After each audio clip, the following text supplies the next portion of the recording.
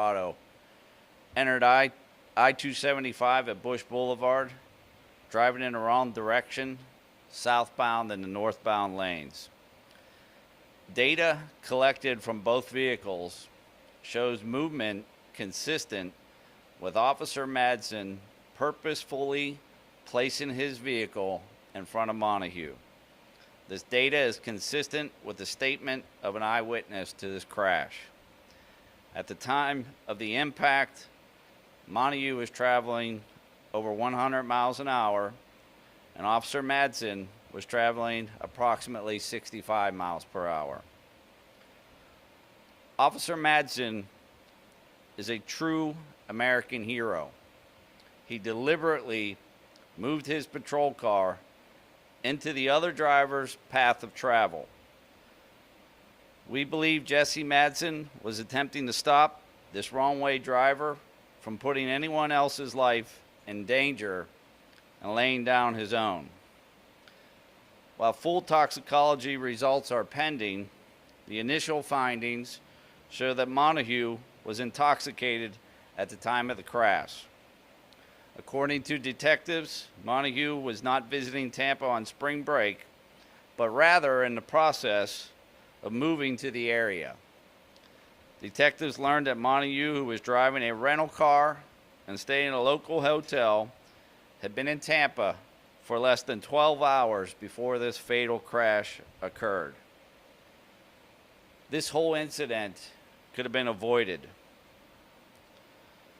Due to his heroic efforts, Jesse will be awarded the Police Purple Shield, presented to officers who suffer an extreme physical injury or death in the line of duty.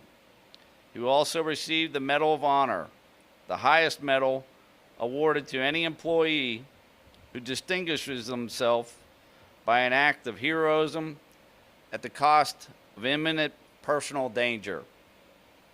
Officer Madsen's family will receive the Gold Cross Award, which is presented to families of law enforcement officers who die in the line of duty.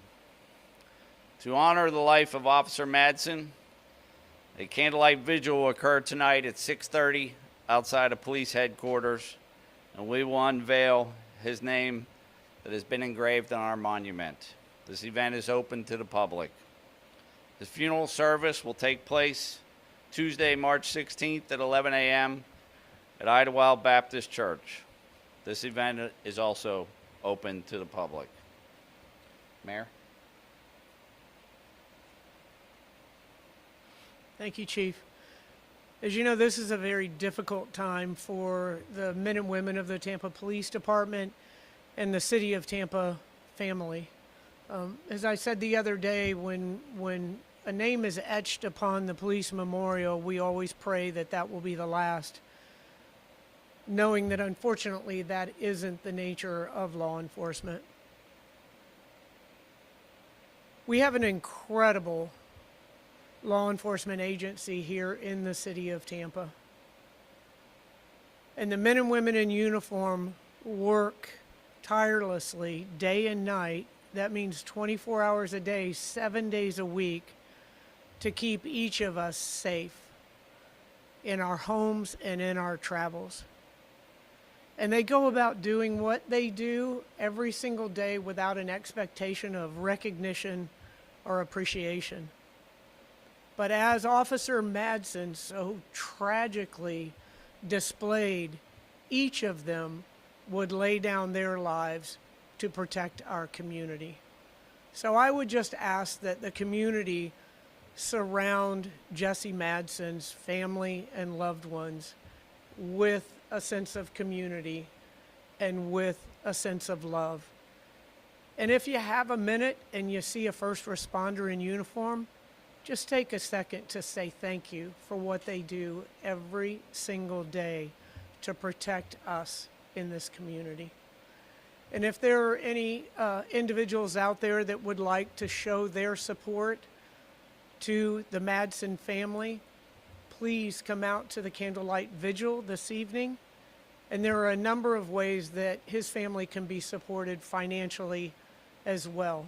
and those will be up on the City of Tampa website and the Tampa Police Department website. So again, we are grateful for Officer Jesse Madsen and his sacrifice, and I am equally grateful for every single man and woman that puts on that uniform and goes out to protect our community every single day. Thank you. Does anyone have any questions? I know it's still early, in this investigation, but I saw yesterday's report of the Department of Transportation, and they tell me that more than 90% of these long-way drivers are in fact intoxicated or impaired drivers. Have you been able to establish where Mr. Madsen was, prior to the accident? Yes, we checked his hotel room, and this is a complete tragedy for both families. We checked his hotel room, and he hadn't even opened his luggage. There was some beer bottles found in his hotel room, and we have reason to believe he was at a local bar, and basically through interviews, he was out drinking somewhere. And so we're still following up, trying to determine exactly who he was with and who he talked to that night. The Department of Transportation, as you know, is working to increase their long-way detection equipment. And the detection equipment that is installed at Whitmore was not activated when is there any other possibility of insurance equipment may have gained entry going long-way at the same time? No, the hard part, as you know, some of the stuff we are able to piece together through witnesses, people who called 911. But the real difficulty is, if he was intoxicated, he's not familiar with the area. I don't know. We try to find a way it could have been prevented, but I think when you add all the circumstances together, I just don't know. I don't have the answer for it when you have an intoxicated driver who's not familiar with the area. So, I'm not 100% certain about this, but I heard that Castor Officer Madsen was actually on his way home. Was at the end of his shift. Yeah, He answered this call. well, we believe he was on his way home. We don't think he was answering the call. It all happened so fast that he just reacted and placed himself in front of that car. But I spoke to a witness yesterday who was traveling in the same direction as Mr. Madsen was on yesterday. She was on the correct side of the interstate. She described it as he flew past her, and that when she saw the red and blue lights, it essentially was an explosion.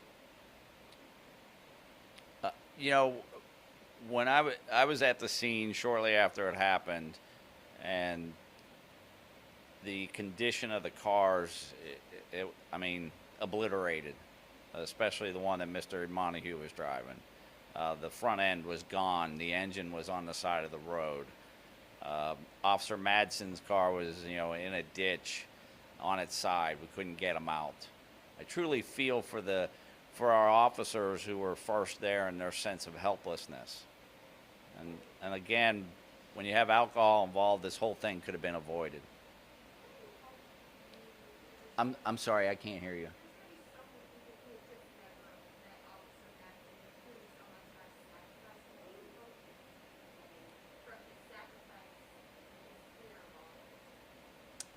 What you said? What we take away from it?